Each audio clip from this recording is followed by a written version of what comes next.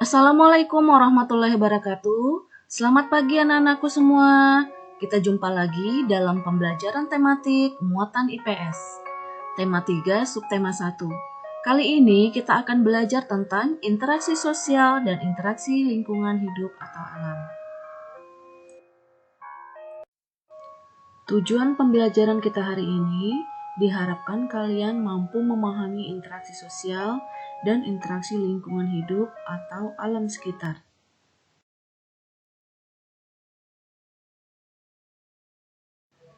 Interaksi manusia ada dua. Yang pertama adalah interaksi sosial, yang kedua interaksi dengan lingkungan hidup.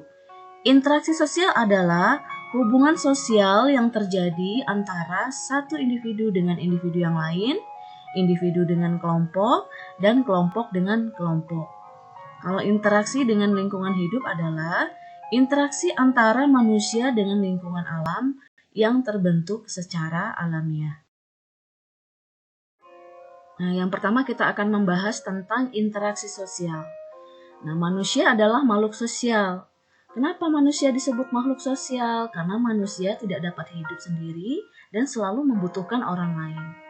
Cara manusia berinteraksi dengan lingkungan sosial yaitu berinteraksi sosial dan berhubungan secara timbal balik yang dilakukan oleh kedua belah pihak.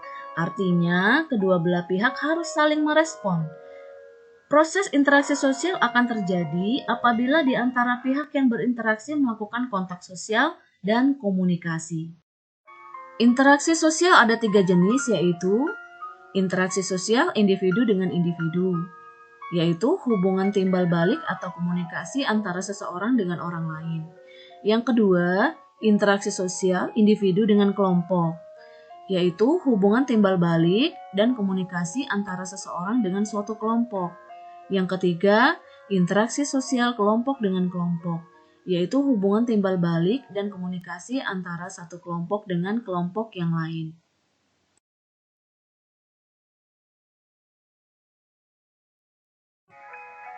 Contoh-contoh interaksi sosial individu dengan individu. Kita lihat di layar, ada gambar 2 orang yang sedang berjabat tangan, atau seorang ayah yang sedang belajar dengan anaknya, seorang dokter yang sedang memeriksa pasiennya, atau 2 orang yang lagi bertegur sapa, dan kasir yang sedang melayani pembeli. Itu adalah interaksi individu dengan individu, mereka saling berhubung timbal balik atau komunikasi antara seseorang dengan orang lain. Contoh-contoh interaksi sosial individu dengan kelompok. Kita lihat di layar, contoh-contohnya yaitu seorang guru yang sedang mengajar murid-muridnya di depan kelas. Seseorang yang sedang berpidato di depan khalayak umum. Pembina upacara yang sedang menyampaikan suatu amanat. Seorang ustadz yang lagi ceramah di depan jemaahnya. Yang contoh yang selanjutnya, seorang direktur yang sedang memimpin sebuah rapat di suatu perusahaan. Nah, ini adalah contoh interaksi sosial individu dengan kelompok yang saling berkomunikasi dan memiliki hubungan timbal balik antara seseorang dengan suatu kelompok. Contoh-contoh interaksi sosial antara kelompok dengan kelompok. Contohnya yaitu 2 tim pertandingan sepak bola. Misalnya tim A dan tim B sedang bertanding di lapangan untuk memperebutkan suatu piala. Contoh yang selanjutnya, diskusi lintas agama.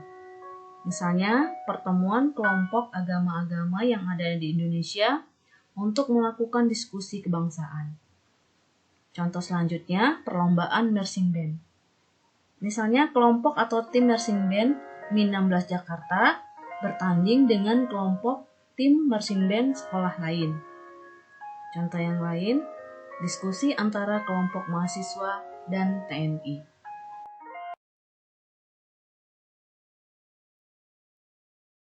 Selanjutnya, anak-anakku sekalian, ternyata manusia juga memiliki interaksi sosial di pasar.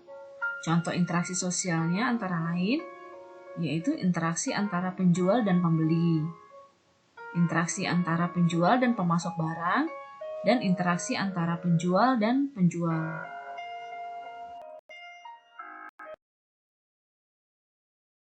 Dalam berinteraksi di masyarakat, perlu dikembangkan sikap tenggang rasa dan toleransi. Dengan mengembangkan sikap tersebut, akan tercipta suasana rukun, damai, aktivitas akan berjalan dengan lancar, dan kesatuan akan meningkat. Pembahasan selanjutnya, interaksi manusia dengan lingkungan alam. Manusia tidak hanya berinteraksi dengan sesama manusia, tetapi juga berinteraksi dengan lingkungan sekitarnya. Interaksi ini disebut interaksi dengan lingkungan hidup. Interaksi antara manusia dan lingkungan hidup di sekitarnya terjadi secara alami. Masih ingatkah kalian berbagai kegiatan ekonomi yang dilakukan di masyarakat? Berbagai kegiatan ekonomi masyarakat banyak dipengaruhi oleh kondisi alam di sekitarnya. Contohnya seperti gunung, sungai, rawa, pantai, dan hutan.